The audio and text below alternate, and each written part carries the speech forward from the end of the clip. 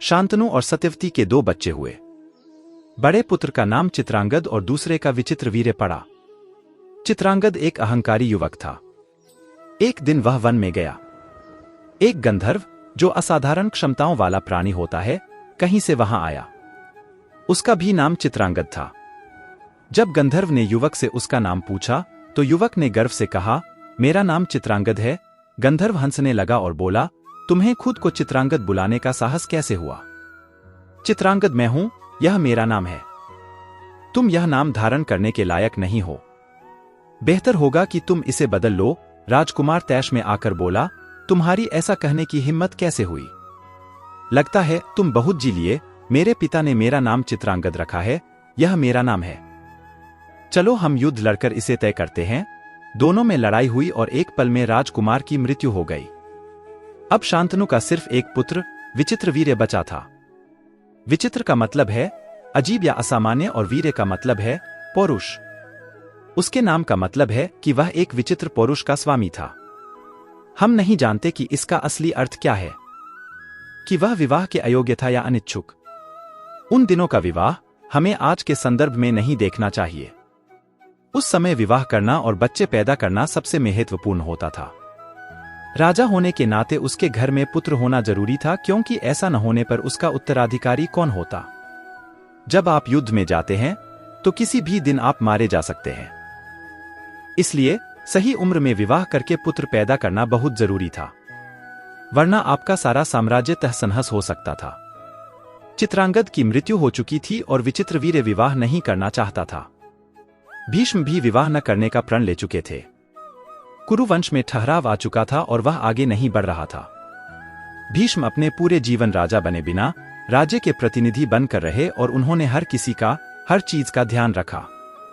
एक दिन काशी के राजा ने अपनी तीनों बेटियों के स्वयंवर की घोषणा की। हालांकि कुरुवंश उस इलाके का सबसे बड़ा और सबसे गौरवशाली वंश था, मगर काशी के राजा ने उन्हें न्योता नहीं भेजा। वह नहीं चाहता था कि उसकी बेटियां विचित्रवीर्य से विवाह करें, जिसके पौरुष को लेकर अफवाहें फैली हुई थीं। इस अपमान से भीष्म गुस्से से आग बबूला हो गए। वह अपने या किसी और के हित से अधिक अपने राज्य और कुरुवंश के प्रति निष्ठावान थे। इस बेइज्जती का बदला लेने के लिए वह स्वयंवर में गए। स्वयंवर में युवतियों को अपना भाग्य खुद चुनने की आजादी दी जाती थी। जब कोई राजकुमारी विवाह योग्य अवस्था में पहुंचती थी तो एक समारोह आयोजित किया जाता था, जिसमें विवाह के योग्य क्षत्रिय भाग लेते थे। समाज के योद्धा वर्ग को क्षत्रिय कहा जाता था।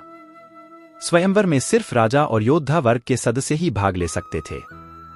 युवतियां या राजकुमारियां अपने पति स्वयं चुन सकती थीं, कोई उसमें हस्तक्षेप नहीं करता था।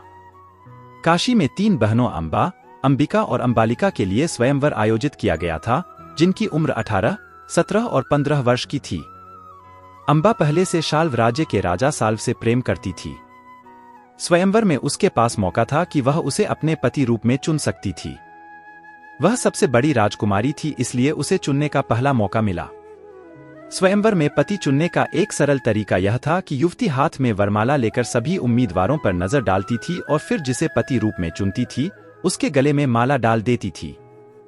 अंबा ने साल्व के पास जाकर उसके गले में वरमाला डाल दी। इसी समय भीष्म ने स्वयंवर में प्रवेश किया। वहां मौजूद दूसरे योद्धा उनसे डरते थे, क्योंकि वह एक महान योद्धा थे। साथ ही वे यह भी जानते थे कि भीष्म ने खुद को संतानोत्पत्ति के अयोग्य बना लिया है और कभी विवाह न करने का प्रण ले चुके हैं। इसलिए उन्होंने भीष्म का उपहास किया, अब यह बूढ़ा यहां क्या करने आया है? क्या इसे दुल्हन की तलाश है? क्या कुरुवंश में ऐसा कोई योद्धा नहीं बच गया है जो विवाह कर सके? क्या यह इसलिए यहां आया है? भीष्म अपने वंश की खिल्ली उड़ाए जाने से गुस्से में आ गए। उन्होंने तीनों युवतियों का अपहरण करने का फैसला किया। बाकी योद्धाओं और उनके बीच युद्ध छिड़ गया, मगर भीष्म ने उन सबको हरा दिया। साल्व ने अपनी दुल्हन के लिए युद्ध किया, मगर भीष्म ने उसे हराकर उसका अपमान किया। फिर वह जबरन तीनों युवतियों को लेकर चले गए। पिछली पीढ़ियों से अब तक ये बदलाव आ गया था। पहले स्त्रियां नियम तय कर सकती थी, अब स्त्री को जबरदस्ती ले जाया जा रहा था। अंबा आंसुओं में डूबी हुई थी। कुरु राज्य की राजधानी हस्तिनापुर जाने के रास्ते में उसने भीष्म से कहा, आपने यह क्या किया? मैं साल्व से प्रेम करती थी और मैंने उनके गले में वरमाला भी डाल दी थी। वह मेरे पति बन चुके हैं। आप जबरन मुझे नहीं ले जा सकते, भीष्म बोले। मैं तुम्हारा अपहरण कर चुका हूं। जो भी चीज मेरे कब्जे में होती है उस पर कुरुवंश का अधिकार है। अंबा ने पूछा, क्या आप मुझसे विवाह करेंगे? वह बोले, मैं नहीं, विचित्रवीर्य से तुम्हारा विवाह होगा। विचित्रवीर्य ने अंबिका और अंबालिका से विवाह कर लिया, मगर उसने यह कहते हुए अंबा को ठुकरा दिया कि इसने किसी और के गले में वरमाला डाल दी थी और उसे अपना दिल दे दिया था, इसलिए मैं इससे विवाह नहीं कर सकता। अंबा ने पूछा, अब मैं क्या करूं? भीष्म ने कहा, मुझे क्षमा कर दो। तुम साल्व के पास वापस चली जाओ। वह खुशी खुशी वापस चली गई, मगर वापस जाने पर उसे झटका लगा। साल्व ने कहा, मैं किसी से दान नहीं लेता। मैं वह युद्ध हार गया था। उस बूढ़े भीष्म ने मुझे हरा दिया था।